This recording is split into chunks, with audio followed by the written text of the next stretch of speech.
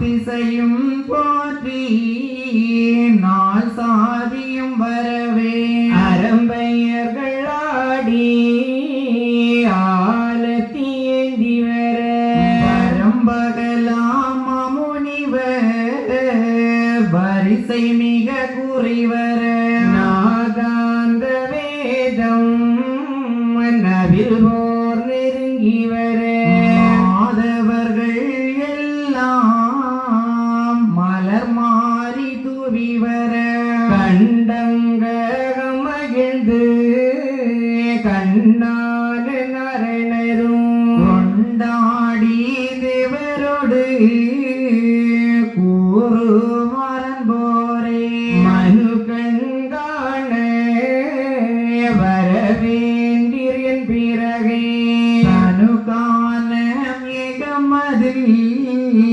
சகலோதும் அறிய வாருங்கோ என்னுடனே வானவரே தேவர்களே வானமதில் நின்று வாத்தியங்கள் தீவர தானவர்கள் முதலாய் சங்கம் முதல் வரவே ஆகாசம் இதில் நின்று அல்லோரம் போற்றி வர வாகான சூரியனும் வந்து குடை நிழற்ற அன்றான வைகுண்ட நல்ல செந்தூர் தானம் விட்டு வண்டாடும் சோலை வாய்த்த வனங்கள் விட்டு சோலை தெருக்கள் விட்டு செந்தூர் தலங்கள் விட்டு ஆலை தெருக்கள் விட்டு அந்தூர் பதிகள் விட்டு மண்டபம் மேடை விட்டு மடங்கள் மிக கடந்து கண்டமிழ் சேர் செந்தூர் தலத்தை விட்டு போவதற்கு போது நிலையுள்ள மாமுனிவர் நக்கன்மருகனுடைய நல்லடியில் வீழ்ந்து செந்தூர் தலத்தை விட்டு பூமியிலே இந்த வேளைதனிலே எழுந்தருள வேண்டியதே எங்கே பகைத்ததென்ன என்னுடைய நாயகமே சங்கம் மகிழ்வேந்தே தான் உரைக்க வேணும் என்றார் அப்போது நாராயண மகிழ்ந்து எதுரைப்பான் இப்போது கேட்டதற்கு இயல்புரைக்க கேளும் இனி கேள்வி கேளானீசன்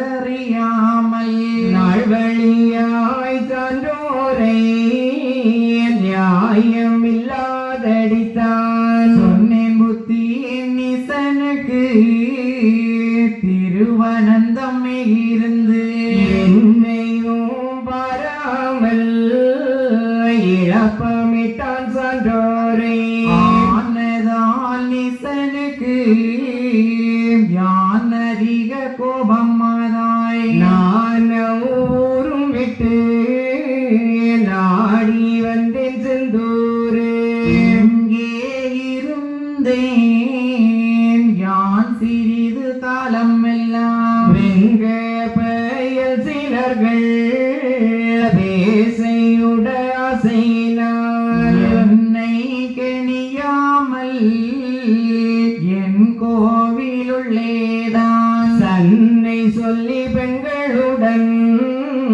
சரசமிட்டு சீட்டான் இரு பேரும் மொத்து இருந்தாலும் பழுதல்லவோ ஒருவன் பெண்ணாளை ஒரு நம்பூரி பிடித்து எனக்கேவல் பண்ணி ஏந்திளையால் போகுகையில் மனக்குழலி தன்னுடைய மார்பின் கலை பிடித்து இழுத்து வலித்து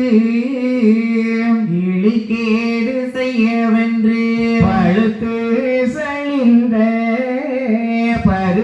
பருநம்புரியவன் மேல் தலையில் இட்ட முத்தீரி கட்டாமல் மால் மயக்கத்தாலே மனங்கலங்கி நம்பூரி மங்கை மனங்கலங்க வாரி பிடித்திழுத்து கொங்கைதனை பங்கமதாய் கூரணியவே கிழித்து வேதனைகள் செய்ய மெல்லியவள் கோபமுற்று மோதி என் பேரில் ஒரு சாபம் கூறினளே நாரணாகந்தாம் நான் உனக்கு ஏவல் பண்ணி நாரணாகந்தா நான் உனக்கு ஏவல் பண்ணி காரணங்களாச்சு கடைசி நாள் தானாச்சு உனக்கும் இந்த பரிதான் உறவு கேடாச்சுதையாம் எனக்கும் ஒரு பிறவி இன்று வந்து வாச்சுதென்று செந்தூர் தலங்கள் சில நாட்கள் செல்லும் முன்னே மண்தூர்ந்து போகும் என்று மாதுமிக சாபமிட்டாள் சாபமிட்டு மங்கை தக்கென்று கீழிருந்து சிவனது விடவே சிவனை கண்ணோக்கினளே நம்பூரி பங்கத்தாலே அந்த நாயகியும் உம்பர் கோனூரில் உயிர் விட்டாள் மாமுனியே தவறாத மங்கை தான் உரைத்த சாபமதால் இதராய் எனக்கங்கு இருக்க மனங்கூடாமல் எங்கே நீ போவோம் என்று இதை விட்டு எழுந்திருந்து மங்கை சொன்ன நாள் முதலாய் தெற்கு வாரியிலே போயிருந்தேன் அல்லாமல் இங்கே அழிமதிகள் ரொம்ப ரொம்ப வல்லாண்மையாக வலும் நியாயம் காணுதுதான் முன்னெடப்பு மங்கையர்கள் முங்கி கூழி துமிக என்னிடையில் வந்து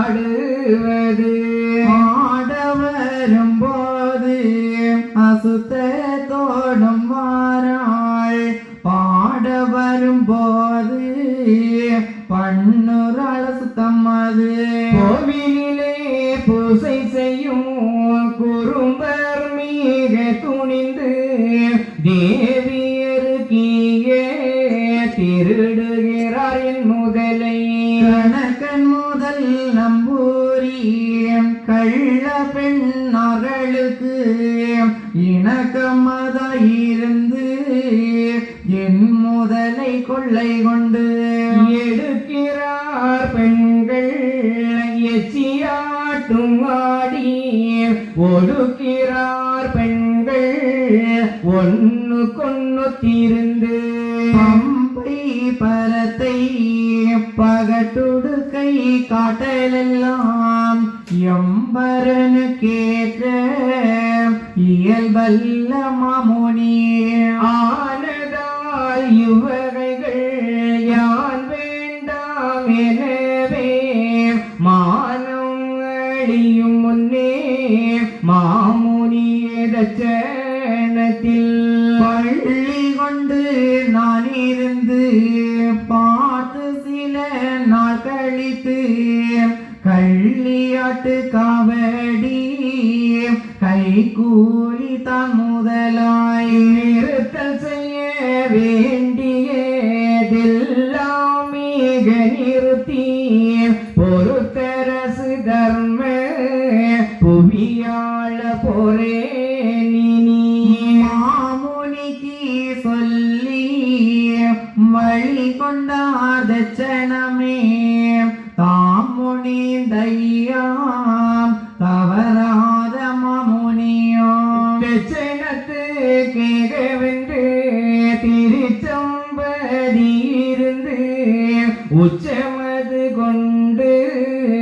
புகச்சாபமும் கூறி நடந்து வரவே நல்ல செந்தூர் தானும் விட்டு கடந்து தருவை கரை வழிய தேவரெல்லாம் சங்கீதம் கூறி தாமே அவர் வரவே மங்களநாதன் மனுச்சொரூபமே எடுத்து அருட்கள் மிக காண நாள் திசைக்கும் ஏவி வந்தார் மருட்கள் மிக வந்து வாசமிட்டு கூடி வர ஈழநடை விடாமல் கிருபை உள்ளவை குண்டரை தாளங்கடை விடாமல் சற்பூதம் ஏந்தி வர அப்போது பூதம் அதை அல்ல காணென்று சொல்லி மைப்போடும் கண்ண மாபூதம் அதை விளக்கி நீங்கள் என்னை சுமந்தால் நீ நீலத்து சோதனையில் தாங்கள் மீறி நடந்தால் தகுமோ நான் கேட்பதற்கு வேண்டாங்கான் நாரணர்க்கு வேதாளா உன் வேலை பாண்டவர்களான பஞ்சவர்கள் உண்டனக்கு என்று வைகுண்ட இசையே திசை நடந்தார் தொண்டு செய்யாமல் சூழ் பூதம் ஆடிவரே கொண்டு வந்து போட்டு தொழுவாரும் தீ கொண்டு வந்து தீபரணை காட்டுவாரும் மலர் வீசி காற்று மறை வீசி நிற்பதுவும்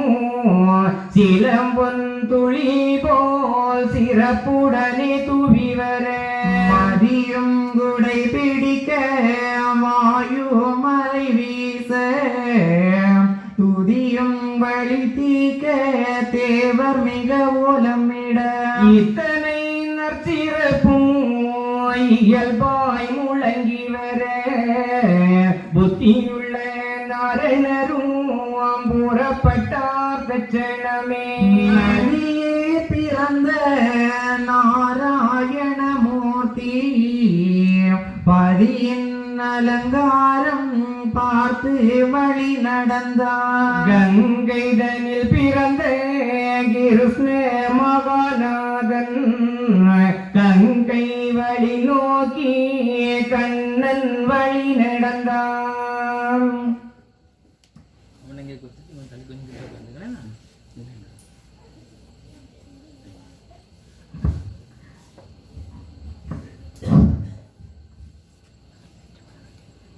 ஐயா உண்டு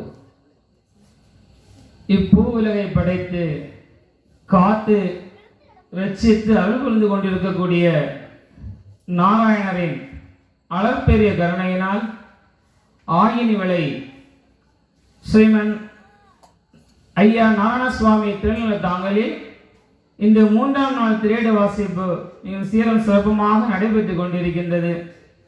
ஐயாவின் பிள்ளைகள் வாசிக்கக்கூடிய வாசகங்களுக்கு ஐயா தனக்கு அருள்வாளிக்கின்ற விதத்தில் கருத்துக்களை கூற முற்படுகின்றேன். ஐயா பொருள் சொல்லணும். நேற்றைய வாசகத்தின் மூலமாக இறைவன் கலியுக நாயகனாக இந்த தட்சணத்துக்கு ஒரு காட்சியை காட்ட வந்து கொண்டிருக்கின்றான். அப்ப நம்ம பார்க்கிறோம், இறைவன் ஜோதி வடிவாக, அதாவது அவனுடைய இயல்பு நிலையில் வந்து கொண்டிருக்கின்றான்.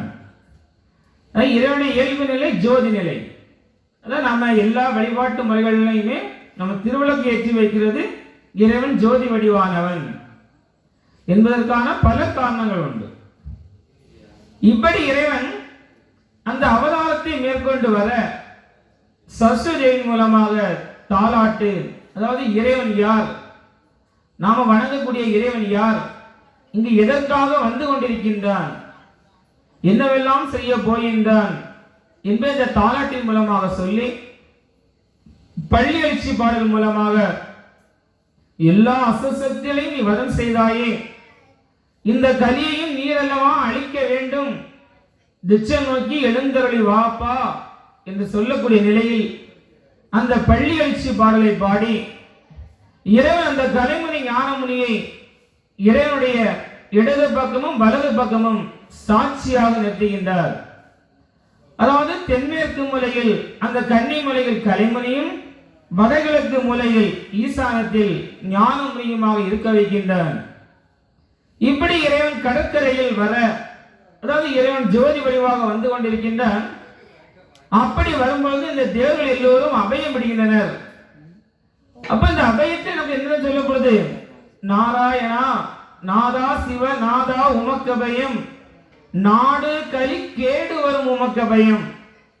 அதாவது உம்முடைய வருகையின் மூலமாக இந்த நாட்டில் இருக்கக்கூடிய கலிக்கு இனி கேடு வரப்போகின்றது என்று சொல்லக்கூடிய ஒரு அற்புதமான ஒரு நிலை.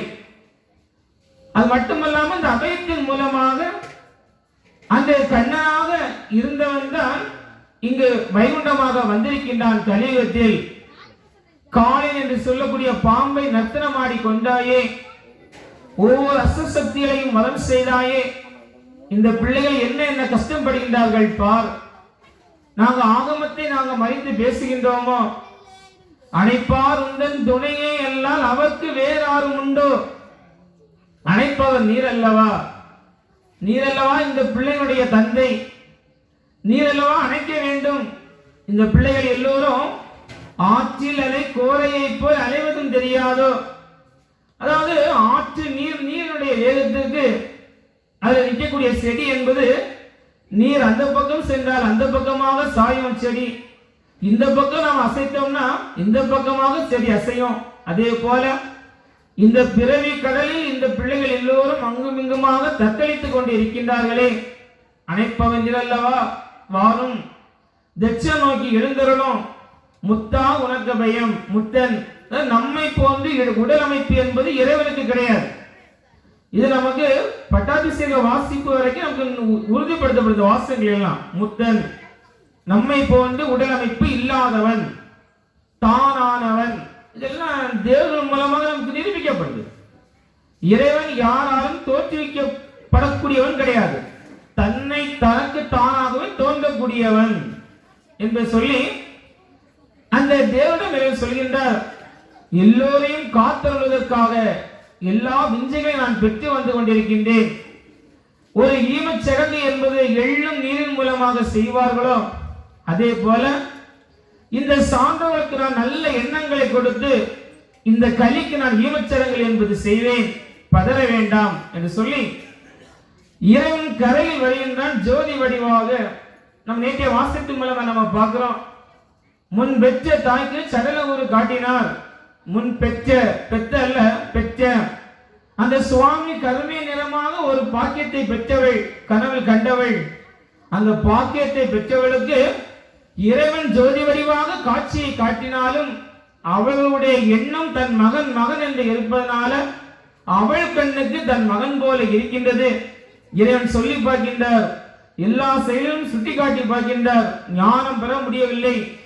அப்ப சொல்கின்றார், நீ உடல் கொடுத்ததுனாலதான் தாய் மகன் என்று சொன்ன உறவு முறை, அந்த உடல் எப்பொழுது இந்த மண்ணோடி மண்ணாக போய்விட்டதோ உனக்கும் உன் பிள்ளைக்கும் எந்த ஒரு சம்பந்தமும் கிடையாது. ஆன்மா அனாதியற்றது, ஆன்மா இடத்துல வந்தாச்சு, நீ இனி உறவு முறை கொண்டாடாத, விட்டு விடு. அதான் நமக்கு பகவத்கீதை நமக்கு தெளிவுபடுத்தப்படுது. இறைவனுடைய திவ்ய அவதாரங்களையும் ரகசியங்களையும் எவன் ஒருவன் அறிந்து இந்த உடலை திறந்து இந்த ஆன்மாவை இறைவனிடத்தில் ஐக்கியப்படுத்துகின்றானோ அவன் மறுபடி பிறப்பது கிடையாது. அப்ப அந்த சம்பூர்ண தேவன் கர்ம கடன் கழிக்க பிறக்கின்றான். அவன் தான் அவனுடைய கர்மத்தை கழித்து இறைவனோடு ஐக்கியமாயிடுச்சு, அவ்வளவுதான். அப்ப வர்றது இறைவன் என்பதை அந்த தேவனுக்கு உடல் கொடுத்த தாய்க்கு உணர முடியவில்லைன்னா பிள்ளை பாசம் தடுக்குது, அஞ்ஞானத்திலிருந்து விடுபட முடியல. இறைவன் வரடே என்று சொல்லி அந்த இடத்தை விட்டு விலகுகின்றார் சொல்லப்படுது. ஞான சூன்யமே புத்தி பேதலித்தவளே என்று சொல்லி வர வானவர்கள் எல்லோரும் இறைவனை போற்றுகின்றனர். அப்ப இறைவன் கேட்கிறார், என்ன என்ன விதமாக கண்டு கொண்டீர்கள்? அப்போ வானவர் சொல்கின்றனர், இந்த தேவர்கள் 7 லோக கணக்கையும் எல்லா கணக்கையும் கொண்டு வருவதை நாங்கள் பார்த்தோம். இப்ப கேட்டோம், அதாவது சுந்தரம் சேர் வைகுண்டம் தோன்றி வந்து விட்டார் என்று சொன்னதனால அவர் கைக்குள் இக்கணக்கு இருக்க வேண்டும் என்பதனால் நாங்கள் கொண்டு செல்கின்றோம். என்பது என்று தேவன் சொன்னதன் மூலமாக உம்முடைய வருகையை நாங்கள் உணர்ந்து கொண்டோம். அது மட்டுமல்லாமல் முப்பொருளும் நீ தானாய் உருவெடுத்தாய் ஆனதினால் எப்பொருளை கண்டு இயல்பு பெற போறோம். அது முப்பொருள் நிலை. சீவான்மா, மாயை, ஈஸ்வரன். சீவான்மானா 84 லட்சம் ஜீவராசியாக இருப்பதும் நீ. மாயை எல்லா இறைசக்திகள் தோன்றக்கூடிய இடமாக இருப்பதும் நீ. ஈஸ்வரன் எல்லா இறைசக்தியாக இருப்பதும் நீ. நாங்க வேற யாரை வணங்க முடியும்? அது முப்பொருளும் நீ தானாய் அவனுக்கு அவனாகவே தோன்றியவன், யாராலும் தோற்றுவிக்கப்படாதவன் இறைவன். அதான் முப்பொருளும் நீ தானாய் உருவெடுத்தாய் ஆனதினால் எப்பொருளை கண்டு இயல்பு பெற போறோம் என்று சொல்லி அந்த வானவர்கள் இறைவனுடைய பாதாளத்தில் பணிந்து நிற்க, இறைவன் வந்தனை அந்த கோவேங்கிரியில் பயித்து வைங்கள் என்று சொல்லி பறித்து வைக்கப்படுது. அப்ப இறைவனுடைய வருகை எப்படி இருந்தது சொல்லப்படுது. எதற்காக இறைவன் வருகின்றான்? அதாவது 230 100,000 அதாவது 4200 வருடமாக கட்டம் கொடுமை இந்த கன்னி மக்களாகிய சான்றோர்கள் படுகிற மறுக்கும் பொறுக்காமல், அப்போ நல்ல ஆன்மாக்கள் படக்கூடிய கஷ்டத்தை பொறுக்க முடியாமல் வேதவியாசருடைய ஆகமத்தின்படி மகாபர நாராயணர் தாமே வைகுண்டமாய் தோன்றி. அப்ப யார் தான் வந்தார் சொல்லப்படுது? மகாபர நாராயணர் தாமே வைகுண்டமாய் தோன்றி இறைவன் 1008 மாசி 20 திருப்பாற்கடலிலிருந்து அவதாரம் செய்து மனு உரு போல் வந்து வையகத்தில் மனுவாக அல்ல, மனு நிறமாக வந்து மனுவை சுவைத்தடிக்கின்றான் சொல்லப்படுது. அதான் நமக்கு இந்த வாசகம் நமக்கு நிரூபிக்குது இறைவன் எப்படி எல்லாம் ஒரு காட்சியை காட்டுகின்றான். அப்ப இப்படி இறைவன் தண்ணீர் மன்னனால எல்லா நோயையும் தீர்த்து வைக்கின்றார் என்பதை சிவனுடைய கிருபையினால பயிற்சி வைத்து இப்படி இருக்கும் பொழுது இறைவனுடைய அந்த ஜோதி வடிவம் கடற்கரையில் வர, அங்கே திருச்செந்தூரை ஆட்சி செய்யக்கூடியவன் கந்த பெருமான். அப்ப கந்தனாக வந்தது நாராயணன் தான், இப்ப இங்க வந்துட்டு இருப்பதும் நாராயணன் தான். இறைசக்தி ஒன்றுதான் நமக்கு தனித்தனியாக சுட்டி காட்டப்படுது, நமக்கு சொல்லின் மூலமாக சொல்லப்படுது. அப்ப இறைவன் சொல்றாரா, நாடு கேட்க போறேன் நாராயணன் நான் தானும், வேற எந்த பேரையும் சொல்லல. வந்து கொண்டிருக்கிற யாரு? நாராயணன். நான் நாடு கேட்க போறேன்னா நடு கேட்க போறேன், அதாவது நடுத்திப்பு செய்ய போகின்றேன், நல்லவர்களை எடுக்க போறேன். கல்லா தமக்கு கசப்பினி மேல் கண்டாயே. இந்த ஆகமத்தை உணராதவனுக்கு இனி அழிவு காலம் என்பது நிச்சயம். இனி நன்மை இனி காணும் நாரணன் நல்லாது திண்மை என்ற சொல்லு ஆகாது. இனி நான் சொல்லக்கூடிய புத்திமதிகள் எல்லாம் உனக்கு மட்டுமல்ல மண்டுக்கும் எண்டுக்கும் மறவாதுங்கோ. அதான் இறைவன் என்ன சொல்றாருன்னா, கந்தனுக்கு மட்டும்தான் சொல்லப்படுது அப்படி இல்லை, நமக்குன்னா ஐயாளுக்கு மட்டும் அப்படி இல்லை, இறைவனால் பிழை செய்யப்பட்ட 84 லட்சம் ஜீவராசிகளுக்கும் சேர்த்து சொல்லப்படுது சொல்றாரு. காணிக்கை வேண்டாதுங்கோ, கைகூலி கேளாதுங்கோ. அப்போ காணிக்கை இறைவனுக்கு ஒரு பொருளை கொடுக்கும் பொழுது நான் கொடுத்தேன் என்று சொல்லி விளம்பரம் செய்து கொடுக்க கூடாது, அதனால பலன் கிடையாதுன்னு சொல்லப்படுது. கைகூலி கேளாதுங்கோ, இறைவன் கிட்ட நேர்ச்சை முறைகள் என்பது வைக்க கூடாது. நீ எனக்கு இதை செய்தா நான் உனக்கு இதை தருவேன், நீ எனக்கு இதை தரணும்னா நீ எனக்கு இதை செய்யணும், நான் உனக்கு தர வேண்டும் என்றால், இப்படி இந்த பேரம் பேசக்கூடிய செயல்பாடு என்பது இறைவன் கிட்ட ஒரு நாளும் வைக்கக்கூடாது. ஏதோ எனக்கு மனம் தோன்றியது நான் கொடுத்தேன் என்று சொல்லக்கூடிய ஒரு நல்ல முறையில் நம்ம வாழணும். மேலும் சொல்றாரு, பூசை ஏறாதுங்கோ, பெலிதீபம் ஏறாதுங்கோ, நன்றி மறவாதுங்கோ. இதெல்லாம் நமக்கு பூசை பெலி தீபம் இதெல்லாம் ஏற்றுக்கொள்ள கூடாது. அதான் நமக்கு இறைவனை உணர்ந்தவங்க என்ன சொல்லி இருக்கிறாங்க, அதாவது இறைவன் கேட்டான்னு சொல்லி இறைவனுடைய பெயரை சொல்லி நீ உயிர் பலி இடாத. அதான் நமக்கு எல்லாரும் சொல்லக்கூடிய வாசகம். நீ அப்படி சொல்லி நீ இறைவனை நீ நாசப்படுத்தாத. இறைவன் கேட்டான் எனக்கு இத்தனை ஆடை வெட்டு மாடை வெட்டுன்னு சொன்னா அப்படின்னு சொல்லி நீ இறைவனை நீ நாசம் செய்யாதே. அதான் நமக்கு உயிர் பலி என்பது கூடாதுன்னு சொல்லப்படுது. மேலும் பொய் கொண்டே தேரோட்டம் புனக்காரம் ஏறாதுங்கோ. அப்போ தேரோட்டம் என்பது பொய் கொண்டே தேரோட்டம் சொல்லப்படுது. இப்ப நம்ம தேரோட்டம் கொண்டாடுறோம் பார்த்தீங்களா, தேரோட்டம் கொண்டாடக்கூடிய விதம் இறைவன் சொல்கிறார். நம்ம பார்ப்போம், ஆனா நமக்கு இப்போ பதியில பாத்தீங்கன்னா ஒரு 12 மணிக்கு பிறகுதான் வடம் பிடித்து எழுப்பாங்க. கேட்ட என்ன சொல்றாங்கன்னா, இறைவன் வைகுண்டம் 12 மணிக்கு தானே வைகுண்டம் போனா, அவன் வைகுண்டம் போனதை நாங்க நினைவுபடுத்தி நாங்க தேரோட்டம் 12 மணிக்கு பிறகு நாங்க வடம் பிடித்து எழுக்கிறோம். வைகுண்டம் போனதும் தேரோட்டமும் ஒண்ணா? பாத்தீங்களா? தேரோட்டமே பொய் கொண்ட தேரோட்டம் இறைவன் சொல்றான். அந்த தேர் நமக்கு எதை விளக்குது? அந்த தேரை பாருங்க.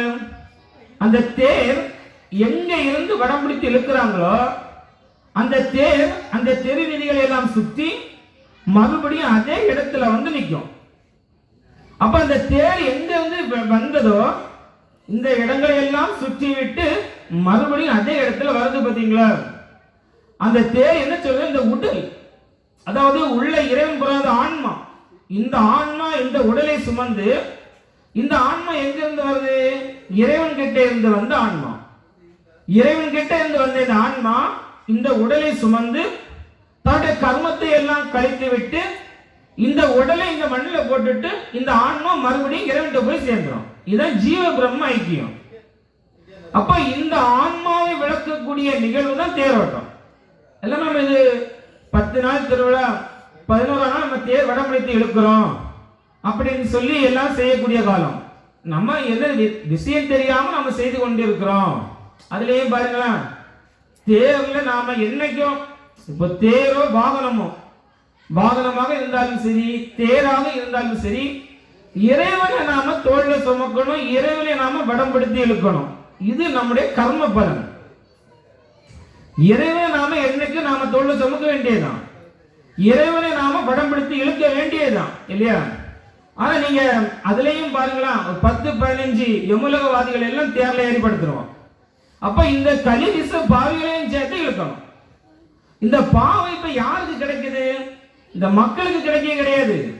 அங்க தேர்க்கு மேல ஏறி படுத்துருக்காங்க பாத்தீங்களா? கண்டிப்பா இந்த பாவத்தை சுமக்காம இறைவன் விடவே மாட்டோம். அதான் ஆன்மீகம் எல்லாம் இதான் சொல்லுது. நீ இறைவனை நீ தோல் போடு, இறைவனை வடம் பிடித்து இழு, ஒரு நாளும் மனிதனை சுமக்கவோ இழுக்கவோ கூடவே கூடாது. அப்ப இந்த நிலைகள் எல்லாம் மாறி போச்சு. இப்ப எல்லாம் பாக்கலாம் பாத்தீங்களா, இறைவனை தேர்ல இருந்து வணங்க முடியுதோ இல்லையோ, இறைவனை மறைச்சிட்டு இவங்களை நம்ம கையெழுத்து கும்பிட வேண்டிய சூழ்நிலைக்கு அந்த அளவு மறைத்து நிற்கக்கூடிய செயல் என்பதெல்லாம் ஆயிட்டு இருக்கு. ஆனா இறைவன் சொல்லக்கூடிய தேரோட்டம் இந்த உடல் இந்த ஆன்மா, தேர் என்பது இந்த உடல், உள்ளத்துடைய இறைவன் இந்த ஆன்மா. இந்த ஆன்மா மறுபடியும் எங்க இருந்து வந்ததோ இந்த தெரு வீதிகளை எல்லாம் சுற்றிவிட்டு மறுபடியும் இறைவன் கிட்டையே போய் சேர்றதுதான் தேரோட்டம் என்று நமக்கு சொல்லப்படுது. வெறும் விழுந்த நமஸ்காரம் முதல் வேண்டாம் என்று சொல்லிடுங்க. அப்ப நாம இறைவன் கிட்ட வந்து விழுந்து நமஸ்காரம் பண்றோம் இல்லையா? இறைவன் என்ன சொல்றான்? கை கூப்பி வேண்டாம், கையை எடுத்து வணங்கண்டாம், நமஸ்காரம் எல்லாம் வேண்டாம் சொல்லுகிறான் இறைவன். நமக்கு இதற்கு முன்னுள்ள வாசகனுக்கு ஞாபகப்படுத்தப்படுது. நீ மந்திரங்கள் ஓதுறதுனாலயோ பெரிய சொல் பேச்சு திறமை இருக்கிறதுனாலயோ எதிலையுமே நான் அடங்க மாட்டேன் என்று சொல்லுவான். அது நமக்கு வாசகங்கள் அங்கங்க நமக்கு நிரூபிக்கப்படுது. அப்ப நாம ஏன் இறைவன் கிட்ட விழுந்து மாப்பு கேட்கிறோம்? இறைவனுக்காக கிடையாது. நம்ம மாப்பு கேட்கிறோம் பாத்தீங்களா? அப்ப நம்ம எப்படி நிக்கணும் தெரியுமா? இந்த எல் எப்படி இருக்குமா? எல் டைப்ல நம்ம பெண்ட் ஆகி நிக்கணும். அதான் இந்த முதுகுல உள்ள கெட்ட நீர் என்பது அங்கும் இங்குமாக செல்லணும். உடல் ஆரோக்கியமாக இருக்கணும். அதற்காக தான் நம்ம மாப்பு கேட்கிறோம். புரிஞ்சு நிக்கிறோமோ தவிர பந்தாவுக்காக கிடையாது. அப்ப நம்ம மாப்பு கேட்கும் பொழுது நம்ம எல் டைப்ல அப்படி பெண்ட் பண்ணி நிக்கிறோம் நாம முடிந்த அளவுக்கு. அப்ப இறைவனுக்கு விழுந்து நமஸ்காரம் முதல் வேண்டாம். இதெல்லாம் மீறி செய்தீர்கள் ஆனால் வல்லாத கோபம் வரும் வைகுண்டருக்கு என்று சொல்ல கந்தபெருமான் சொல்கின்றார். இப்ப நீ சொன்னபடி நாங்கள் செய்வோம் என்று சொல்ல இறைவன் சொல்கின்றார், அப்படியானால் அதாவது இந்த செல்லா சிலையை திருப்பி விடு தெற்கு முகம். அப்போ சிலை வழிபாடு, செல்லா சிலையை திருப்பி விடு தெற்கு முகம் சொல்லப்படுது இல்லையா? இப்ப சிலை வழிபாடு இறைவன் வேண்டாம் என்று இறைவன் சொல்றாரு. ஏன் சொல்கின்றார் இறைவன்? இப்ப நமக்கு இனி வரக்கூடிய அவதாரம் 194வது அவதாரம். இதற்கு முன்னாடி நாம எல்லாருமே ஏதாவது ஒரு வழிபாட்டுல இருந்தவங்க தான். கிருஷ்ண வழிபாடு, கண்ண வழிபாடு, நரசிம்மமூர்த்தி வழிபாடு, காளி வழிபாடு, அம்மன் வழிபாட்டுல இருந்தவங்க எல்லாருமே. இங்க யாரும் பரம்பரை ஐயா வழிகாரங்க யாரும் கிடையாது. ஏன்னா இந்த அவதாரம் வந்து இனி 194வது அவதாரம் இனி வரக்கூடியது. அப்போ நாம எல்லாருமே ஒரு வழிபாட்டில் இருந்தவங்க தான். ஆனா இறைவன் ஏன் இங்க சிலை வழிபாடு வேண்டாம் என்று சொல்கின்றான்? பார்க்கலாம், ஒரு மனிதனை நாம் ஒரு போட்டோவில் அடைக்கலாம். ஒரு மனிதன் இவன் தான், முடிஞ்சு போச்சு. அப்ப மனிதன் ஒரு போட்டோவில் அடைக்கலாம், ஒரு சிலையில கூட அடைக்கலாம் இல்லையா? இவன் இப்படிதான் இருந்தான். இறைவன் பல்லாயிரம் கோடி ரூபங்கள் உடையவன், பல்லாயிரம் கோடி நாமங்கள் உடையவன். எப்படி ஒரு சிலையில அடக்க முடியும் இல்லையா? அதான் ஒரு தெய்வத்தை பார்த்தீங்கன்னா இங்க ஒரு மாதிரி இருக்கும், அங்க ஒரு மாதிரி இருக்கும். அப்போ இந்த சிலை வழிபாட்டின் மூலமாக இறைவனை உணர முடியாது. அது மட்டுமல்லாம நமக்கு எல்லாமே ஒரு ஆரம்ப கல்வி என்பது சிலை வழிபாடு தான்.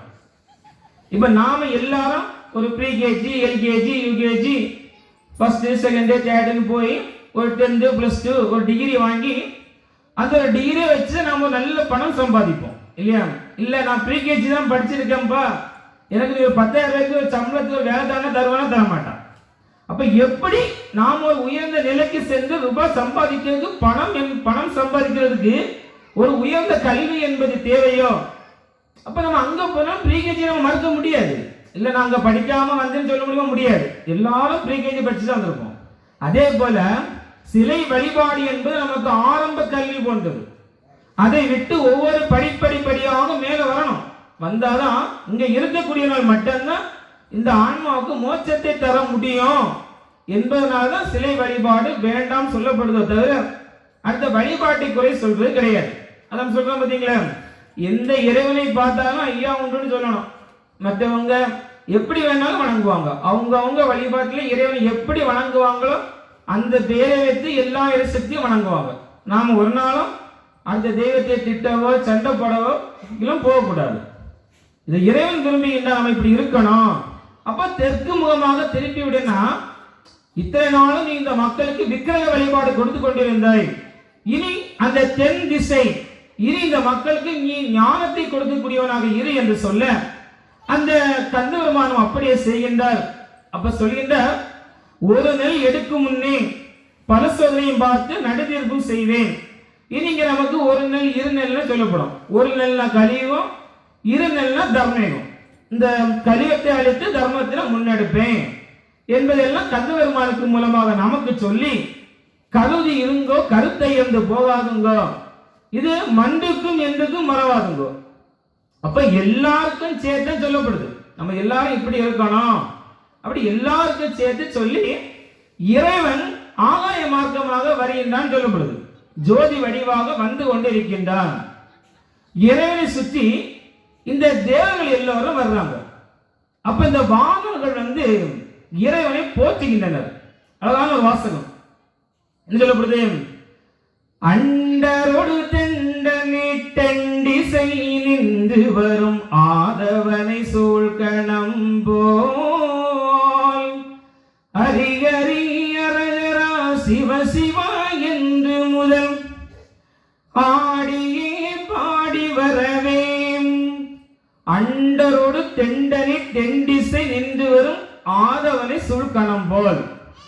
அதாவது இறைவனை சுற்றி இந்த தேவர்கள் வருவது எப்படி இருக்குன்னு ஓமைப்படுத்தப்படுது. இந்த சூரியனை சுற்றி இந்த 9 கோள்களை சுற்றுது. அதுல நாம ஒரு கோள் தான் பூமி. இந்த சூரியனை சுற்றி இந்த பூமி சுற்றுவது போல் அல்லவா இருக்கின்றது இறைவனை சுற்றி இந்த தேவர்கள் வருவது. ஏன் நாம இந்த சூரியனை சுற்றுவோம் பாருங்க. இந்த பூமி சுழற்சி முறை அந்த சூரியனை பலம் வந்து கொண்டே இருக்கு. ஏன் தெரியுமா சுற்றுதான்? இந்த சூரியன்ல இருந்து வந்த துகள்கள் தான் ஒவ்வொரு கோள்கள். அதுல ஒரு துகள் தான் நம்ம பூமி, நாம வாழக்கூடிய பூமி. அப்ப அந்த சூரியன்ல இருந்து பிரிந்து வந்த நன்றி கடனுக்காக, அந்த நன்றிக்காக இந்த 9 கோள்களும் அந்த சூரியனை பலம் பெறுகின்றது.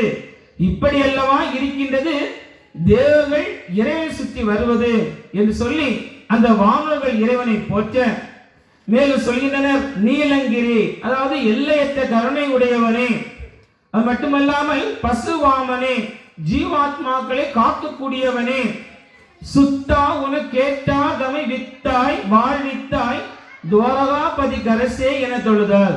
அதான் இறைவன் சுத்தன்னா 96 தத்துவங்களுக்கு அப்பாற்பட்டவன். 96 தத்துவங்களுக்கு அப்பாற்பட்டவன்னா 96 தத்துவம் உயர்ந்தவை தெரியுமா? மனிதன் நாம இந்த மனிதன் 96 தத்துவம் கொண்ட ஒரு உயிரின மனிதன். இந்த 96 தத்துவங்களுக்கு அப்பாற்பட்டவன் தான் இறைவன். அவன் ஒரு நாளும் மனிதன் கிடையாது என்று நமக்கு நிரூபிக்கப்படுது. இப்படி இறைவன் அந்த வானவர் சங்கீதங்கள் எல்லாம் பாடி வர இறைவன் தேவர்களோடு கூறுகின்றார், நீங்க எல்லோரும் ஆகாய மார்க்கமாக வாங்க என்று சொல்லி இந்த மனுக்கள் அறியும்படியாக வர வேண்டாம் என்று சொல்ல, இறைவன் வரும்போது அந்த சூரியன் குடைபிடிக்கலாம். சூரியன் குடைபிடிக்கக்கூடிய நிலை யார்கிட்ட இருக்கு? வைகுண்டருக்கு இறைவன் அந்த சூரியன் குடைபிடிக்கின்றதான். மனிதனுக்கு குடைபிடிக்குமா பாத்தீங்களா? வர்றது இறைவன். யாரு? சூரியனுக்கு தெரிஞ்சிருக்கு நம்மை படைத்தவன் சென்று கொண்டு இருக்கின்றான் என்று சொல்லி அந்த சூரியன் இறைவனுக்கு மீது குடைபிடிக்கக்கூடிய நிலைக்கு அந்த சூரியன் இருக்கின்றது. இப்படி இருக்கும் பொழுது அந்த இறைவன் அந்த செந்தூரை விட்டு தெச்சல் நோக்கி எழுந்தருள வேண்டும் என்று இறைவனுடைய கருணை இருக்கும் பொழுது நமக்கு இங்க விஷயம் நமக்கு ஞாபகப்படுத்தப்படுது. அந்த செந்தூர் தளத்துல ஒரு முனிவன், அதாவது நக்கன் மருகனோட நல்லடிகள் வீழ்ந்து, நக்கன்னா ஆடை இல்லாதவன், முத்தன்னா உடல் இல்லாதவன். அப்போ இறைவனிடத்துல ஒரு முனிவன் வந்து கேட்கிறான், அப்பா இங்க உண்மை பகைத்தது யாரு? இங்க இருந்து நீ தட்சிண நோக்கி எழுந்தருள காரணம் என்ன? நமக்காக கேட்கப்படுது. அப்ப இறைவன் சொல்றாரு, நான் கொஞ்ச நாளாக திருவனந்தபுரத்தில் இருந்தேன், அவருக்கு புத்திமதிகள் சொன்னேன், என்னையும் பாராமல் இழப்பமிட்டான். நான் அங்கிருந்து இந்த செந்தூர் வந்தேன். இங்க வரும்பொழுது இங்க இருக்கக்கூடிய வெங்க பயிர்சிலைகள் வேசையோட ஆசையினால் என்னை கெணியாமல் என் கோயில் உள்ளேதான், அதாவது ஆலயத்துக்குள்ள இறைவன் இருக்கின்றான் என்ற நிலை இல்லாமல் கணவன் மனைவியாக இருந்தாலும் இருக்கக்கூடிய இடம் கோயில்.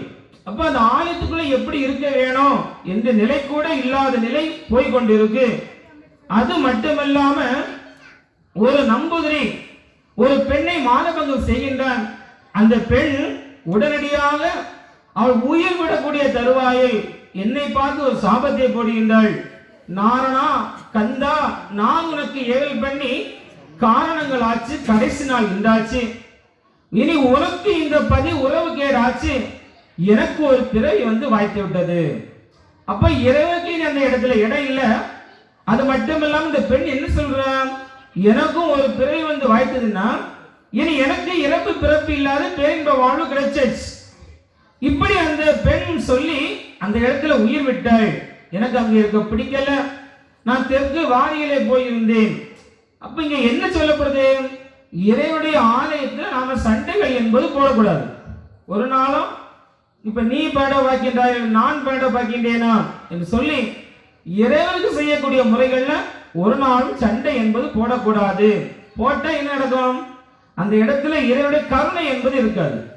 இது நமக்கு நிறைய இடங்கள் நமக்கு நிரூபிக்கப்படுது. இறைவனுக்கு செய்யக்கூடிய முறைகள்ல எந்த இறைவனாக இருந்தாலும் சரி, நம் இறைவன் ஒருவன், அவன் பல்வேறு ரூபங்கள் காட்டிக் கொண்டு இருக்கிறான். வழிபாட்டு முறைகள்ல ஒரு நாளும் சண்டை என்பது போடக்கூடாது. போட்டா நாம கைகூப்பி வணங்குவோம், ஆனா அந்த இடத்துல இறைவனுடைய கருணை என்பது இருக்காது என்பது நமக்கு இந்த இடத்தின் மூலமாக சொல்லப்படுது. அப்ப அப்படி இருக்கும்பொழுது மேலும் சொல்றாரு, தெற்கு வாரியில போயிருந்தேன். அங்க போய் இருக்கும் பொழுது இந்த நம்பூரிமார்கள் எல்லாரும் என்ன பண்றாங்க, எனக்கு வரக்கூடிய இந்த காணிக்கை காசை எடுத்து இந்த கள்ள பெண்ணாக கொடுக்கிறான். இந்த பெண்கள் எல்லாம் பாட வரும்பொழுது அசுத்தத்தோடு வராங்கன்னா மன அழுக்கோட்டி வர்றான்னு சொல்லப்படுது. எப்படி, இப்ப அங்க போனா அந்த நம்பூரில் நமக்கு பணத்தை எடுத்து தருவான், மன அழுக்கோடு வருகின்றாள். எனக்கு மானம் அழியும் முன்னே நான் தட்சிணத்தில் பள்ளி கொள்கின்றேன். கள்ளியாட்டு காவடி கைகோலி தான் முதலாய் நிறுத்தல் செய்ய வேண்டிய எல்லாம் நிறுத்தல் செய்து நான் தர்ம புவியால போறேன் என்று சொல்லி உச்சமது கொண்டு முழு அதிகாரத்தையும் பெற்றுக்கொண்டு இறைவன் ஜோதி வடிவாக வந்து கொண்டு இருக்கிறான். அப்படி வரும்பொழுது தருவைக்கரை, அதாவது தருவைனாலும் நம்ம முன்னாடி எல்லாம் என்ன சொல்லுவாங்கன்னா அது ஒரு ஊரு. ஆனா தமிழ் அவர்கள் என்ன சொல்லப்படுதுன்னா தருவைனாலும் கடற்கரை. அப்ப இறைவன் கடற்கரை வழியாக வருகின்றான். இனிதான் மங்களநாதன் மனுச்சொருபமே எடுத்து நறுக்கல் நீய காண நாள் திசைக்கு மேவி வந்தார். அப்ப இனிதான் என்ன செய்ய போயிருந்தா இறைவன் மனுச்சொருபம் எடுக்க போயிருந்தான் சொல்லப்படுது. அப்ப இவ்வளவு நேரம் எப்படிதான் காட்சியை காட்டியிருக்கிறான்? இறைவன் அவனுடைய இயல்பு நிலையான ஜோதி வடிவாகவே காட்சியை காட்டிக் கொண்டு வருகின்றான் சொல்லப்படுது. அப்ப நமக்கு இதுல நம்ம நல்ல தெளிவா வச்சிருக்கோம். எப்படி சொல்றாங்க பாத்தீங்களா? சம்பந்த தேவனுக்கு உடல் கொடுத்த தாய்க்கு 24 வயசு பிராயத்தை இறைவன் காட்டினான். அப்ப அதெல்லாம் எவ்வளவு ஒரு பொய். இங்க வந்துதான் மனுஷரும் அடிக்கின்றார்னா மனிதனாக அல்ல, மனிதனை போல ஒரு காட்சியை காட்ட போகின்றான் சொல்லப்படுது. அப்ப இனிதான் மங்களநாதன், எல்லா உயிர்களுக்கும் மோட்சத்தை அளிக்கக்கூடியவன் மனுஷரும் எடுத்து நறுக்கல் மிகக்கான 4 திசைக்கு மேய் வந்தார். இப்ப ஒரு மனிதனை பாருங்க. இப்ப நாம மாட்டாண்டி, இப்ப நம்ம கருங்கல்ல இருந்து வரோம்னா நம்ம இந்த 4 வழிச்சாலை வழி வந்திருப்போம் இல்லையா? அப்போ ஒரு ஆளை பார்க்கணும்னா நம்ம இந்த 4 வழிச்சாலை கிட்ட நின்னாலும் ஒரு ஆளை பார்க்க முடியும். இல்ல நான் மாட்டாண்டுல போய் நின்னா அந்த ஆள் தெரியவார தெரிய மாட்டார். இது மனித நிலை. ஆனா இறைவன் வருவது இந்த மாட்டாண்டத்துல இருந்து பார்த்தா மட்டுமில்ல, நீங்க நாகர்கோயில் இருந்து பார்த்தாலும் தெரியுதான். ஏன் ஆசியா கண்டத்துல நீங்க எங்க இருந்து பார்த்தாலும், எந்த நாட்டுல இருந்து பார்த்தாலும் இறைவனுடைய வருகை தெரிகின்றதாம். மனிதனுக்கு மட்டுமல்ல, எல்லா உயிர்களுக்கும் தெரிகின்றதாம். அப்ப இறைவன் எந்த உடலை கொண்டு வந்திருப்பான் இல்லையா?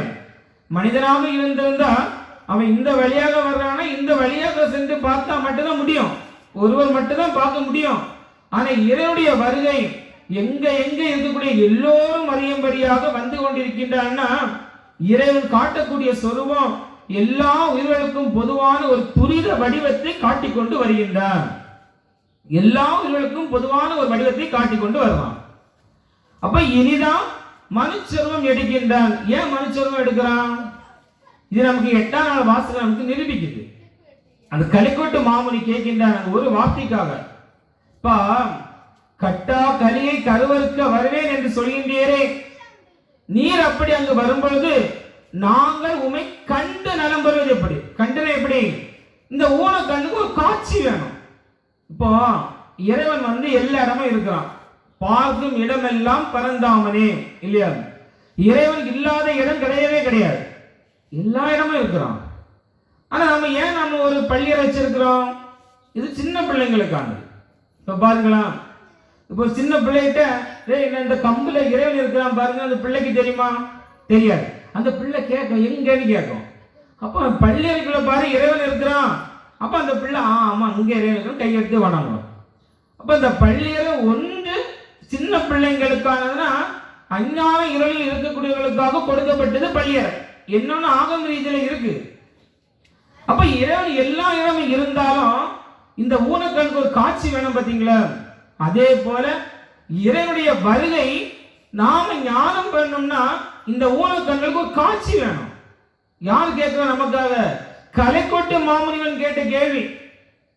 நீர் வரும் பொழுது உண்மை நாங்கள் கண்டு நலம்பெறு, இந்த ஊனக்கண்ணுக்கு ஒரு காட்சி வேணும்னு கேட்டான் பாத்தீங்களா கலைக்கோட்டு மாமுனிவன். அதற்காக இறைவன் இங்கு ஒரு காட்சியை காட்ட போகின்றான். மனுச்சரூபம் மனிதனை போல ஒரு காட்சியை காட்டுகின்றான். அப்ப அப்படி வரும் பொழுது இந்த பேய்கள் எல்லாம் இறைவனுக்கு பணிவிடை செய்யலாம். அப்ப இறைவன் சொல்றாரு, வேண்டாம்பா, நீங்க அப்படி செஞ்சீங்கன்னா நடுத்தீர்ப்பு கேட்கும் பொழுது நீங்க ஏதாவது ஒரு சின்ன நன்மை செய்ததுனால நடுத்தீர்ப்பு என்று செய்ய முடியாம போயிடும், வேண்டாம். எனக்கு பஞ்சவர்கள் உண்டு. பஞ்சவர்கள் யாரு? இந்த பக்த கோடிகள் உண்டு, அவர்கள் எனக்கு செய்வார்கள் என்று சொல்ல, அந்த பேய்கள் மறுபடி சும்மா இருக்காம பூ கொண்டு போடுறதும் தீபரனை காட்டுவதும், அந்த மறை வீசி காற்று நிற்பதும் மலர் வீசி காற்று மறை வீசி நிற்பதும், இந்த பூக்களை சொரிவது போல இந்த காற்றுகள் எல்லாம் மறை வேதங்களை ஓதிக்கொண்டே இருக்கின்றன. பகவதி யார்? இறைவன் என்பதனால.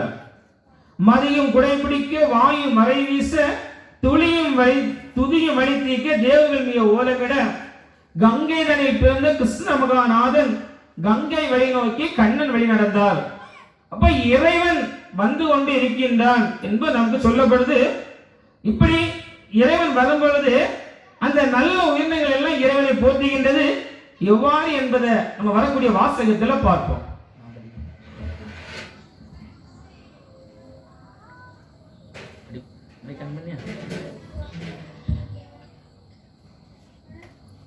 நடந்து வரு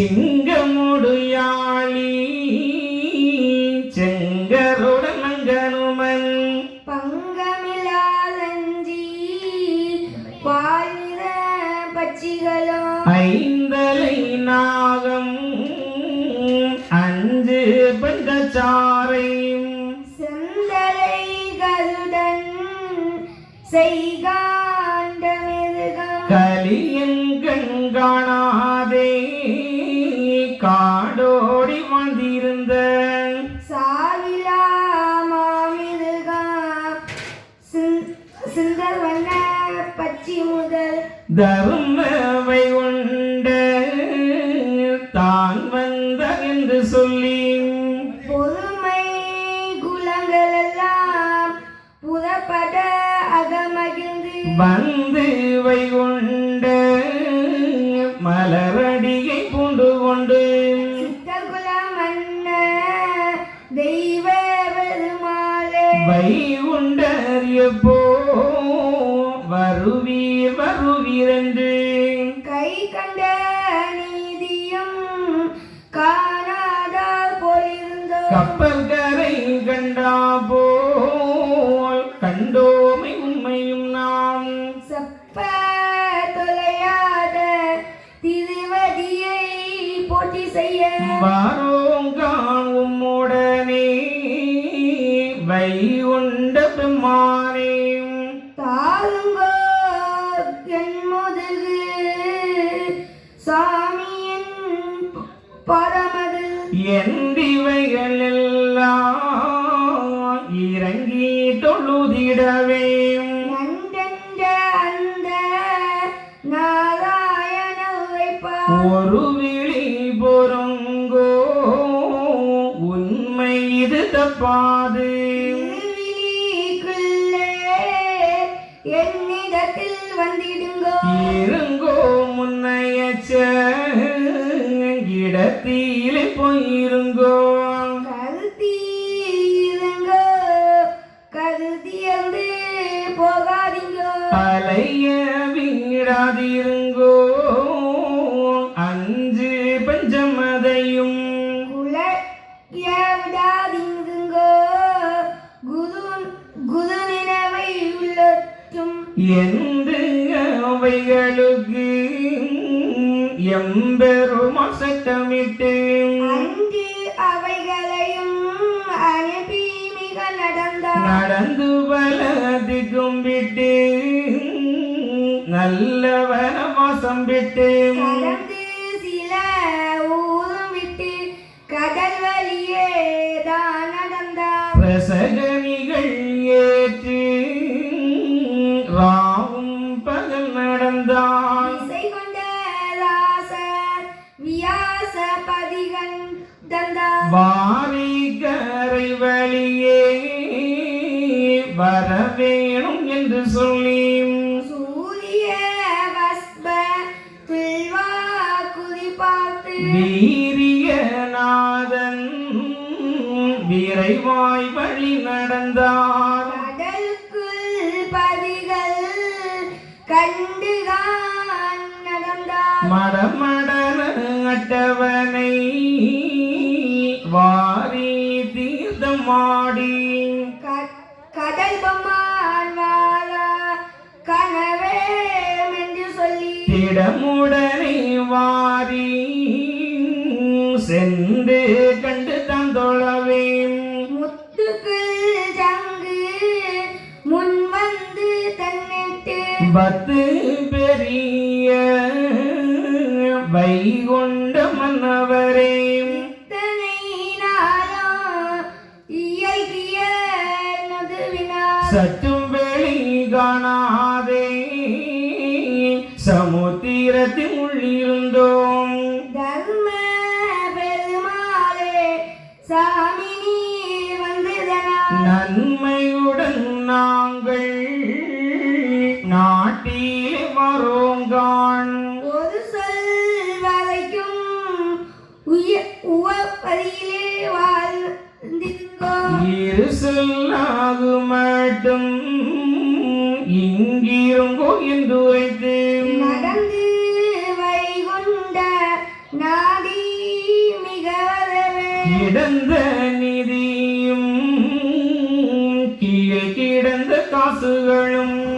ஒக்க உயவரந்து உளமகிழ்ந்து தான் இருக்கும் திக்கென்று நாதன் சேடந்தனை அழைத்து தனக்கன் கைலாச தன்னை காட்டாய் வரவழைத்து ஒயிலாக இத்தனையும் உள்ளேறி கொண்டு சென்று காவல்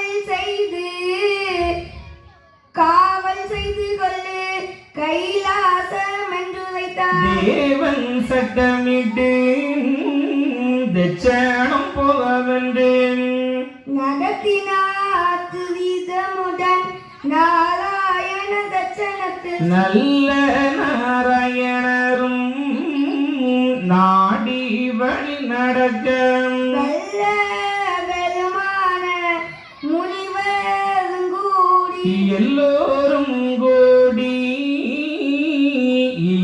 இயல்வாரிக்கரையே நல்லோர்களாக நடந்தார்கள் அம்மானை பாதை பெய்யானதெல்லாம் வைகுண்ட பாதமதை சீரமுடன் போற்றி தீபாரனை காட்டிவர காட்டுகின்ற தீபமெல்லாம் காணாதவர் போலே நாட்டு குடைய நாராயண நடத்தில் நல்ல குல தெய்வம் நாட்டம் அதை அறிந்து எல்லை குடைய ஈச வந்தனவே இன்று முதல் வம்பருக்கு இயல்பதைதான் சுண்டுதென்றும் நன்று மணந்தோர்க்கு நல்ல நாள் வந்ததென்றும் முற்கலியன் சட்டம் முதன்மை இன்று முதலாய் துக்களி போலாகி சத்து குலந்தென்றும் கொண்டாடி நல்ல குக்கோடி கிணங்கள் சொல்லி கண்டதுடனையும் கை தழுத மனதும் இன்று முதல் எங்களுக்கு ஏற்கும் வகையில்லையே காண் கண்டுகளும் கேவனவே கண் கட்டி பொய் மறந்தார்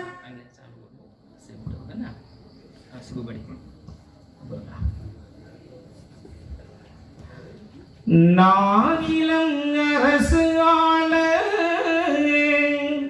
நாரண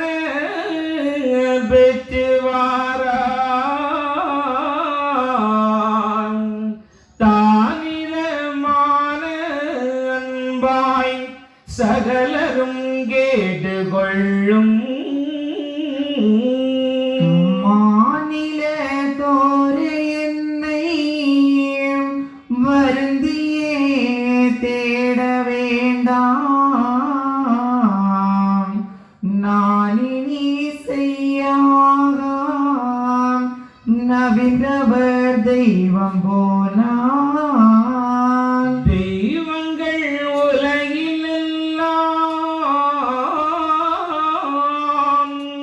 தரிசனம் காட்டி காட்டி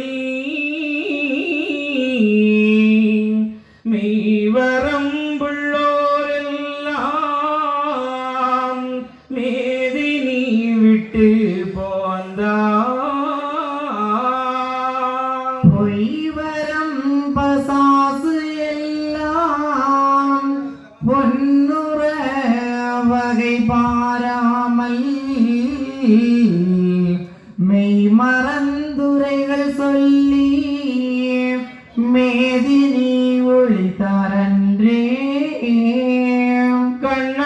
கண்ணானநாதன் கமல குருநாதன் மணமுள்ள நாதன் வழி நடந்தரமானை நடந்து பகவதியா நல்ல கடலும் பார்த்து கடந்து பகவதியை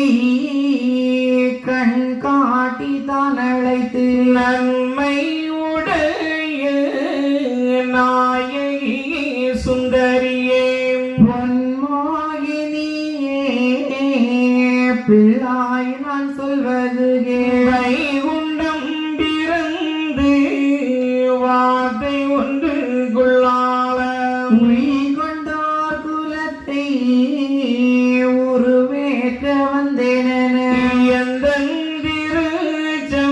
திருச்சம்பதியும் இது முதலாய் எந்தெந்த நாட்டும் இனி காணிக்கை நிறுத்த ஆனதினால் நீயும் ஆதியில் என்னோடு தேனினிய தங்கையராய் திட்டித்த எதுவினார் உன்னோடு இத்தனையும் உபதேசமாய் உரைத்தேன் பொன்னாடு தட்சணத்தில் போரேந்தவ சிறுக்க என்று பகவதிக்கு அம்பி வழி நடந்தான் அன்று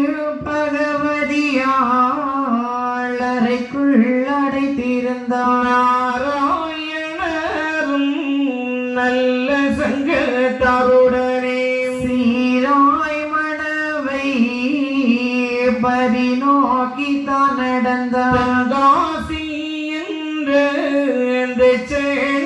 பூமியிலே கண்காட்சி சூழ கண்ணர் மிக நடந்தார் நடந்தெம்பெருமாள் நல்ல கடல் வழியே இடம் தெளிந்த தேவர்களோ செய்ய செய்யன நடக்க கண்டாதுவரம் பதியின் கண்ணோட்டமெல்லாம் பண்டை பதியின் பவி செல்லாமே பார்த்து ஆனபதியின் அகல நீளம் பார்த்து மானபதியின் வாசெல்லாம் பார்த்தவரும் நாடு குற்றம் கேட்க நல்லதவம் செய்வதற்கு தேடும் வடவாசல் சீவி வளர் மலையே ஏறும் வாசல் தனக்கு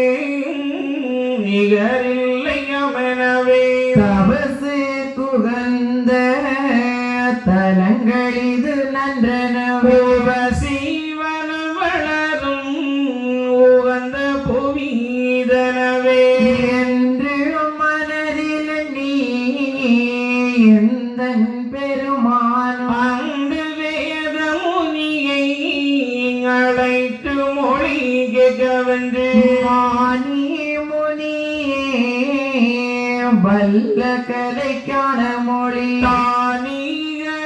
தானிகரமாய் சக்தியாய் கற்றவனே மான முனியே மறைநாளும் கற்றவனே ஓ நமோ வேதம் ஓயாமல் ஓதுவோனே பின் முன் பார்த்து பேணி உரை போனே என் முன் நின்று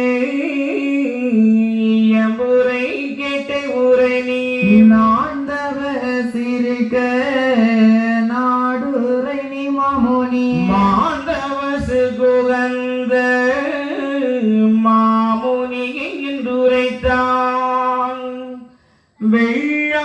வெள்ளாசனத்தில் விரைவாசியை நிறுத்தி கள்ளமானதை அகல காடகற்றி வெள்ளறிய வெள்ளமாம் கருணை பெறும் வேதமுக மாமுனியை உள்ளதனகின்னதென்று உரை பூரணத்தை நாடி புகழ்ந்து முனி கொண்டாடி வாரணத்தின் கோடு வரை தேர்ந்து காரணத்தின் கட்டுரைத்து நாடு வளம் விட்டுரைப்பேன் என்று முனி தொட்டு பரம் குவித்து சொல்லுவான் ஐயாவை வேத ஆதி நாராயணரே மெய்யாய் உருவாய் விளங்குவோனிகே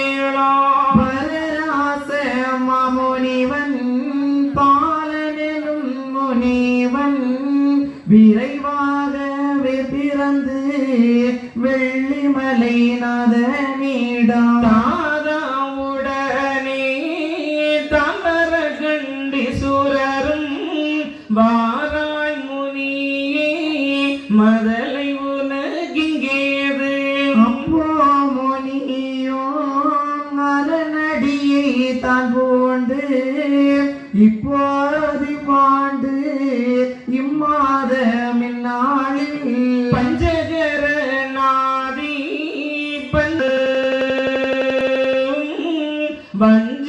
வஞ்சகமில்லாமல் வந்தாரோரு வீட்டில் பூரண நாளும் பிரிந்துரையும் நிறமதும் நாரணம் பிறந்த நல்ல நட்சத்திரமோ யோக பலன்கள் ஒத்திருக்கும் நிறமதும் ஆகம கூட்டம் அடங்கியிருக்கும் நிறமதும் மதிச்சுழி போலாகி வந்துரத மெருகையில் துதி முகுவன் சர சோதி பிறந்ததென்றும் இவ்வாறு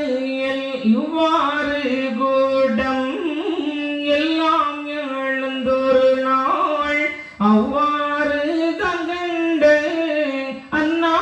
அந்நாளிகைதனிலே துர்க்கந்த முலாவும் தோகையொரு பெண்ணிடமே நற்கந்த முலாவி நான் சேர்ந்தேன் அப்பொழுது சேர்ந்த பொழுது திரண்டு நாதம் பலந்து காந்தல் தழுப்பாய் கன்னி ஊடலாகி பெற்றாளிவனை பேரு வியாசரனவே கசாரிய கண்டே நீ வந்தனையும் ஆசு மதுரம் சித்திரம் விஸ்தார முதல் வாசு நெறி தேசு வழியறிந்த மன்னவன்கள் ஏக சுழி முனையும் யுகமிழியும் வரையும் ஆக முடம்பறிவோம் அண்ட பிண்ட தறிவோம் முன்பின் ஆராய்ந்து நூதுணராகமங்கள் தன்னன்பிறப்பும் சாட்ச தீரவான்கள் கல்லாத கல்வி கலைக்கான காண்டம் எல்லாம் அறிந்த இயல்மொழிவன் என்றுரைக நல்லது தானென்று நன்முனிவனை வல்லமையாம் என்று மாமுனியை கொண்டாடி என் பிறப்பு என் மாது இது முன் பிறப்பு முதல் பின் பிறப்பு முதலாய் பேசென்றாரி சூரரும் அப்போது வேத வியாசரகமைந்து செப்புகிறோம் என்று சிவனை மீய தொழுது மூல முதலை முத்தி மோகந்து கொண்டு காலமே நின்ற கடவுளே தஞ்சாம் என்று ஆதி முதலந்தம் அடங்கல் மிக உணர்ந்து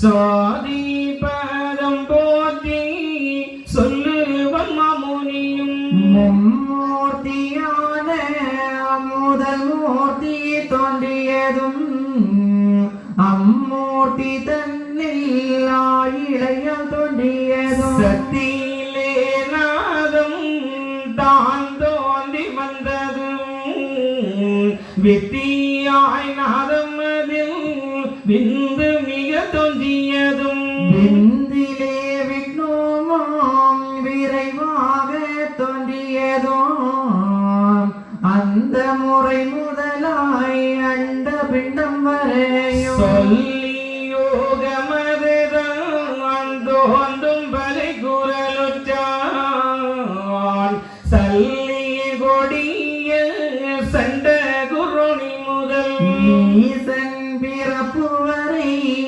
நிகழ்த்தினான் மாமுனியோ பாசனீசன் வரைக்கும் பாருலக வரதையோ சொல்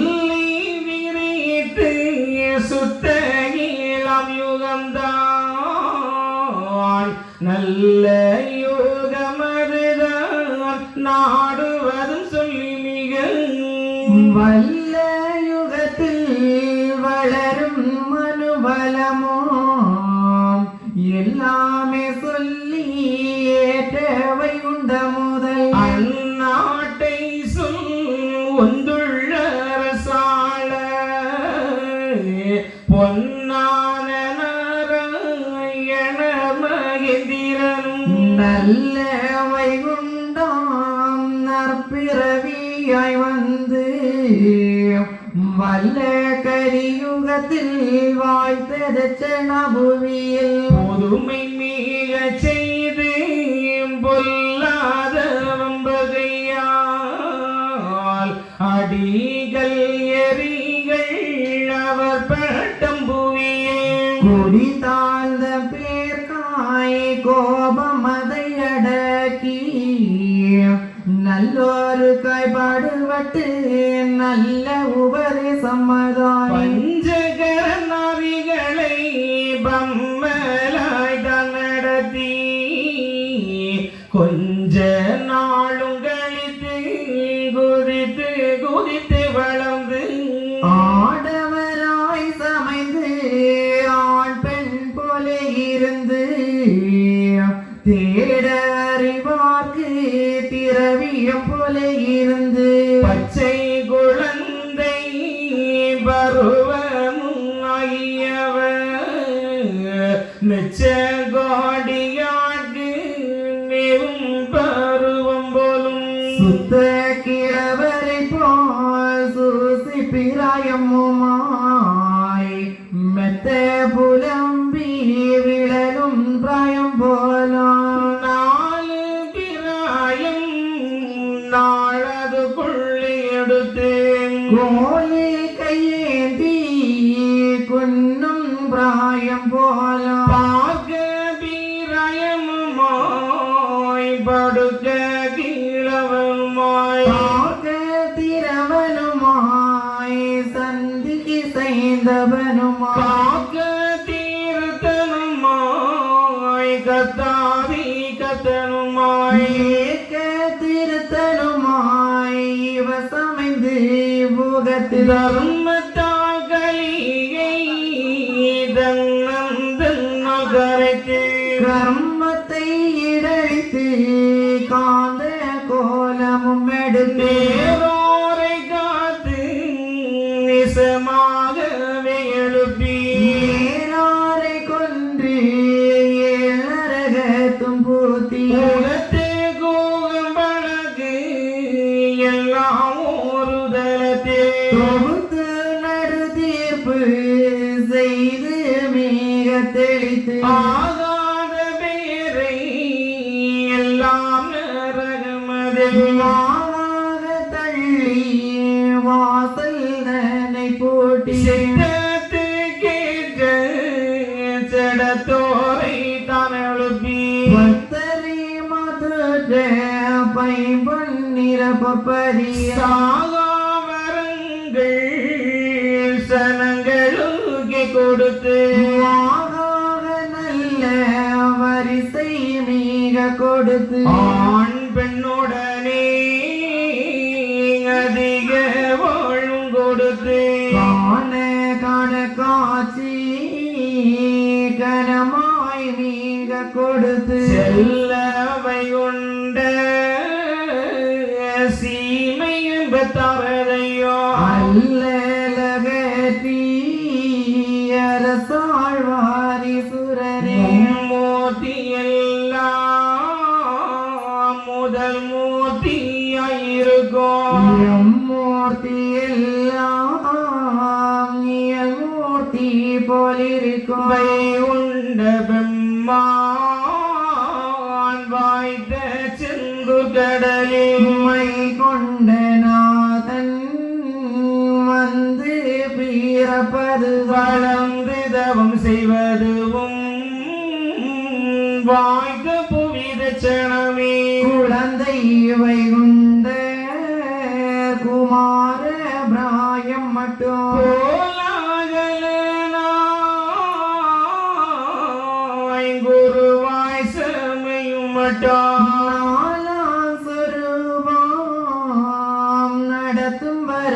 தட்சணமே பொல்லாதில் அமழிந்து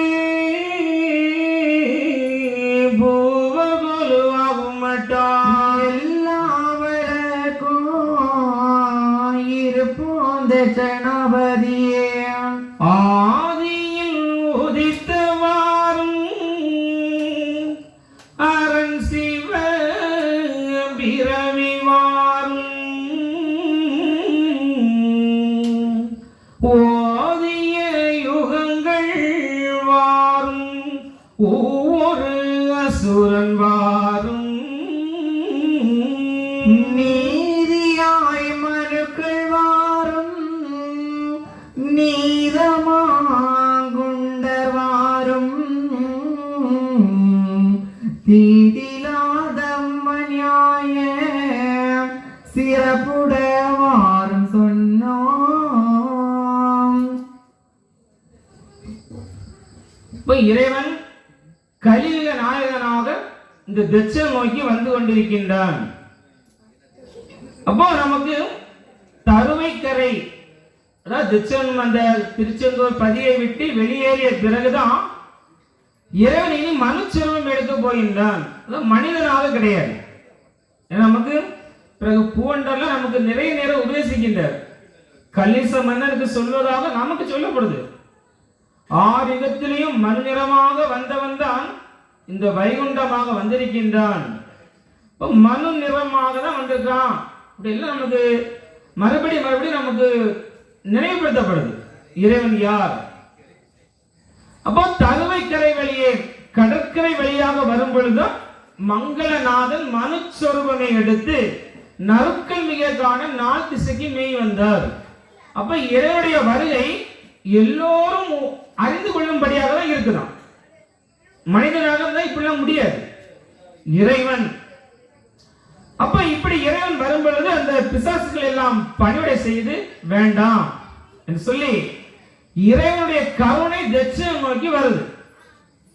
வரும் பொழுது நல்ல உயிரினங்கள் சொல்லப்படுது. செந்தலை கருடன் செய்ய காண்டாமிருகம், இந்த 5 தலை நாகம், பால் நிற பட்சிகள், அதாவது வெண்மை நிறமான தூய்மையான உள்ளம் கொண்ட உயிரினங்கள் எல்லாம் இந்த கலியன் கண் காணாம நம்ம காட்டுல போய் வாழணும் சொல்லி இருந்துச்சுன்னு சொல்லப்படுது.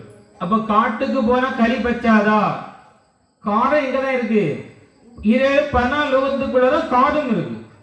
அப்ப காட்டுக்கு போய் இருக்கிறாங்கன்னு சொல்றது ஒரு கதை.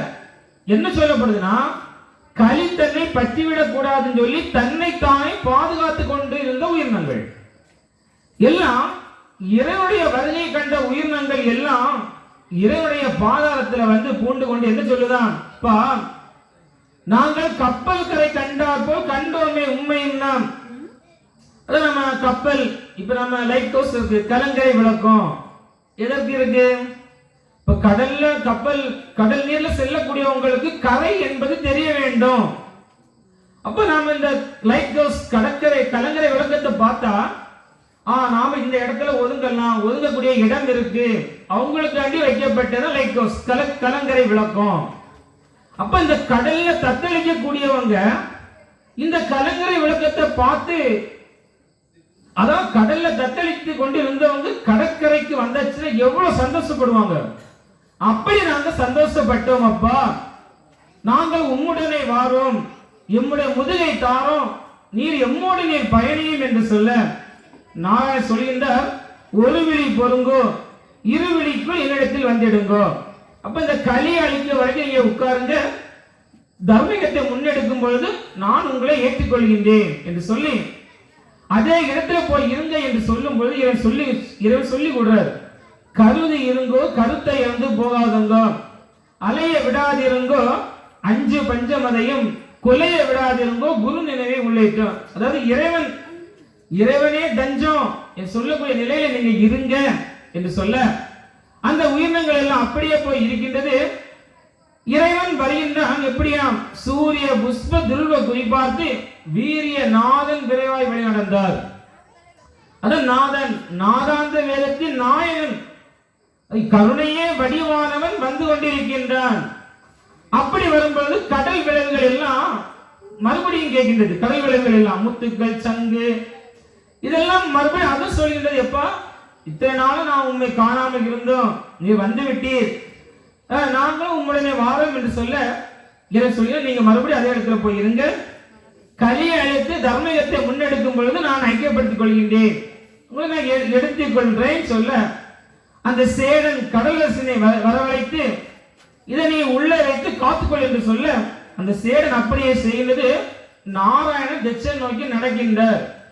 இங்க வாசங்கள் எல்லாமே நடந்தார்னு இருக்கும். நடந்தான்னா நம்மளை போல கால் கொண்டு நடப்போம் இறைவன் கிடையாது. இறைவனுக்கு கால் எதுவும் கிடையாது. இறைவனுடைய கருணை நடக்கின்றது. கருணை செல்வத நடந்தார் நமக்கு சொல்லப்படுது. இவருடைய கருணை வர அந்த பேய்கள் எல்லாம் மறுபடி தீபனை காட்டுவது இப்படி எல்லாம் இருக்க இறைவன் காட்டுகின்ற தீபம் எல்லாம் காணாதவர் போல் நாட்டுக்குடைய நாராயணன் நடந்தார். அப்போ நாராயணன் வந்து கொண்டு இருக்கிறார். அப்படி வரும்போது இந்த குலதெய்வ வழிபாடுகள்ல இருந்த அந்த நல்ல தெய்வங்கள் எல்லாம் மறையுதான். அப்போ இப்ப நாம எல்லாருக்கும் ஒரு சிறு வழிபாட்டு முறைகள் இருந்திருப்போம். இந்த நல்ல தெய்வங்கள் எல்லாம் இந்த மக்களுக்கு ஒரு காட்சியை காட்டி என்ன சொல்கின்றது, நானிலம் அரசு ஆள நாரண பெற்று வாரார், தானிதமான அன்பாய் சகலரும் கேட்டுக்கொள்ளும்.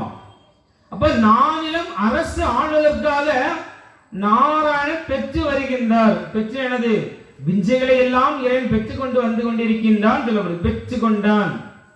இதான் நமக்கு அந்த சம்பளையுடைய தாய்க்குடைய முன் பெற்ற தாய்க்கு பேரு பெற்றவள், பெற்றுக் கொண்டவள், அதை இங்க நமக்கு நிரூபிக்கப்படுது.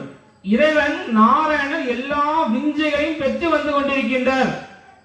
இனி எல்லோரும் அவரிடத்திலேயே தஞ்சம் அடையுங்க, இனி எங்களால எதுவும் முடியாது, நான் இனி செய்ய ஆக நவீன்டவர் தெய்வம் போனார்.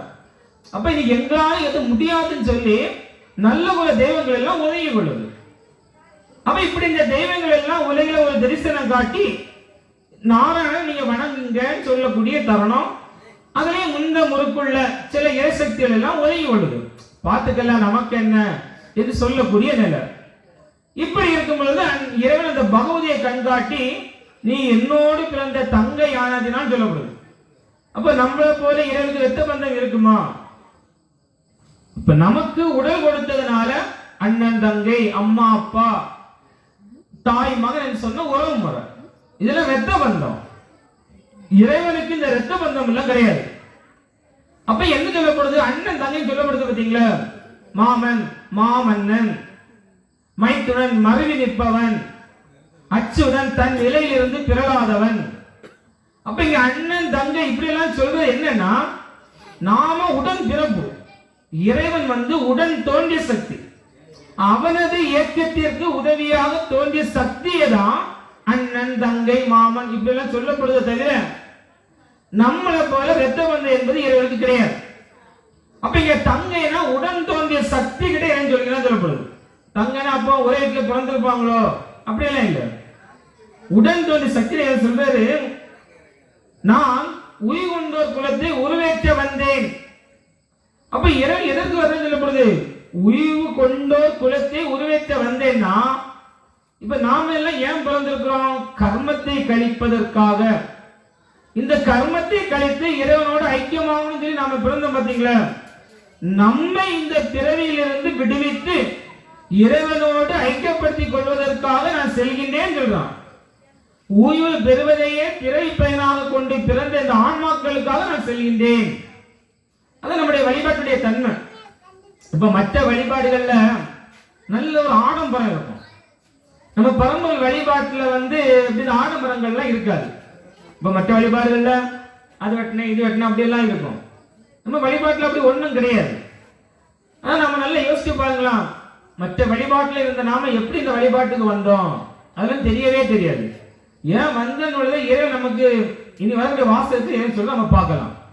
அப்ப இந்த பிறவி பிணியால் வாடக்கூடிய ஆன்மாக்களுக்காக நான் செல்கின்றேன் என்று சொல்லி இறைவன் தவசிற்கு அந்த தட்சை நோக்கி வருகின்றான். அப்ப இங்க வந்து சாமி தோப்பு மணவைப்பதி மண் தத்துவபதி, அதான் முதல்ல வந்து அந்த இடம் வந்து யாருக்கு, பூவண்டருக்குள்ள சொத்து. பூவண்டர் முதல்ல அது சாஸ்திரான் கோயில் விலைன்னு இருந்துச்சு. பிறகு இறைவன் வந்து இருந்ததுனால அது என்ன ஆகுது, சாமி வந்து இருந்ததுனால சாமி தோப்பு அப்படின்னு பெயர் மாறிச்சு. எல்லாம் அது பூண்டவர்களை சொத்து. இப்ப கலிசா பாவிகளும் பிடிச்சு வச்சிருக்கான். அப்போ அந்த பூவண்டன் தோப்புன்னு இருந்து பாத்தீங்களா, அதான் மணவைப்பதி, மண் தத்துவபதி, முக்கூட்டடுப்பு. அந்த பதி மூலாதார பதி. மூலாதாரம்னா ஒரு ஆபாசமான வார்த்தை என்பதெல்லாம் கிடையாது. இப்ப இறை சக்திகள், இப்ப நீங்க எல்லா ஆலயங்களும் பாருங்க, இப்ப நம்ம பதிகள் எல்லாம் இருக்கு. இப்ப நம்ம பதிகள் எல்லாவற்றையும் நீங்க பாருங்க, இந்த ஆறாம் சக்தியுடைய அடிப்படையில தான் அந்த பதிகள் ஆலயங்கள் எல்லாம் அமைச்சிருப்பாங்க. இப்ப நம்ம எல்லாரும் பாவைப்பதிக்கு போவோமே, பாவைப்பதியில பாருங்க இடது பக்கம் ஒரு பால் கிணறு இருக்கு, என்ன கொடிமரம் வைக்கல, பிறகு பள்ளியறை, அப்படிதானே? அது நம்ம முட்டைப்பதிக்கு எல்லாரும் வாங்க, இடது பக்கம் பால் கிணறு இருக்கு, கொடிமரம், பள்ளியறை. அப்படியே சாமி தோப்புக்கு வாங்க, பால் கிணறு இருக்கு தெரியுமா? சாமி தோப்புல பால் கிணறு இருக்கு தெரியுமா? தெரியாது இல்லையா? இனி பார்க்கணும். நம்ம கிழக்கு வாசலும் உள்ள போறோம்ல, அதுக்கு நேர ஆப்போசிட்ல ஒரு கிணறு மூடி போட்டிருப்பாங்க, கம்பி போட்டு மூடி இருக்கு, அதான் பால் கிணறு. கொடிமரத்துக்கு நேரம் ஆப்போசிட். சரியா? பார்க்கணும், இனி கொஞ்சம் பார்க்கணும். அது வந்து இருட்டடைஞ்சிருக்கனால யாருக்கும் தெரியாது.